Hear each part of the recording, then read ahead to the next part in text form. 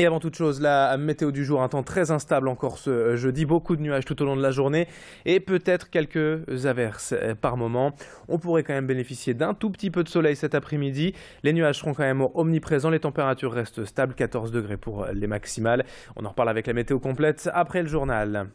On démarre tout de suite cette édition avec ce terrible drame familial à Haubourdin. Les corps d'une famille de 5 enfants ont été découverts hier soir à leur domicile, place des Acacias.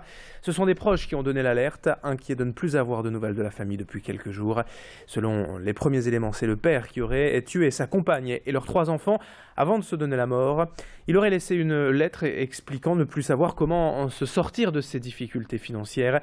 La famille était apparemment surendettée et l'homme a écrit ne plus avoir de solution. Dans le quartier depuis hier soir à Haubourdin, personne ne comprend vraiment comment cette famille sans histoire a pu en arriver là. Tous les habitants ont été évidemment très choqués et une cellule psychologique a été mise en place. L'actualité en images avec encore une fois les avocats à la une après le blocage du palais de justice mardi et cet accrochage avec la police. Le barreau de Lille a tenu une conférence de presse hier après-midi.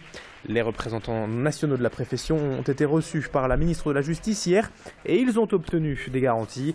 Christiane Taubira a en effet annoncé qu'elle renonçait à prélever les caisses gérées par les avocats pour financer sa réforme de l'aide juridictionnelle. Les 2 prélèvements de 5 et 10 millions d'euros prévus en 2 ans sont donc annulés. Les avocats restent toutefois mobilisés pour obtenir une revalorisation de leurs indemnités liées à cette aide juridictionnelle. Aujourd'hui, Emmanuel Valls est en déplacement dans la région à Boulogne-sur-Mer et une délégation d'avocats lillois sera également du voyage. On écoute le bâtonnier de Lille à propos de ce déplacement. On essaye de trouver des ministres qui auraient un petit peu l'envie de comprendre ce que c'est que l'aide juridictionnelle et ce que c'est que la déconfiture du système judiciaire en général. Parce qu'il faut bien comprendre que l'aide juridictionnelle est juste le miroir de ce qui se passe dans nos palais de justice.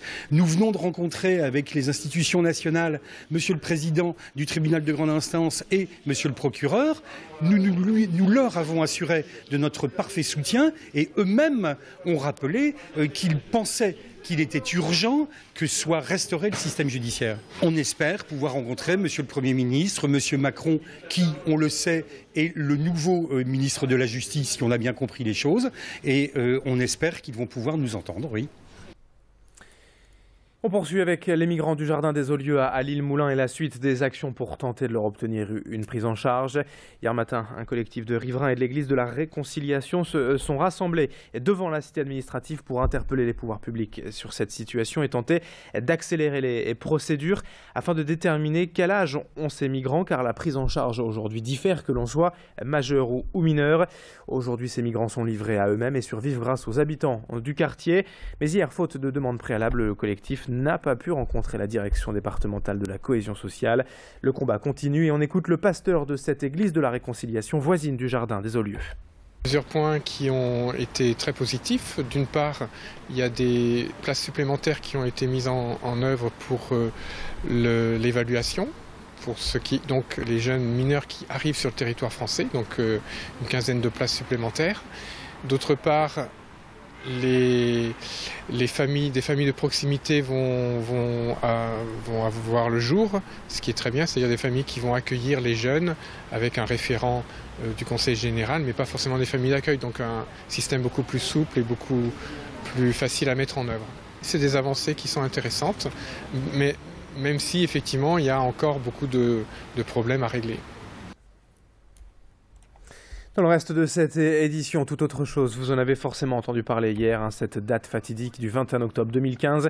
Le voyage dans le temps dans la série Retour vers le futur. Le cinéma Kinépolis à l'Homme a organisé une soirée spéciale. Les 3 films projetés à la suite et 3 salles ont été nécessaires pour combler la demande du public, visiblement ravi de repartir en voyage dans le continuum et espace-temps.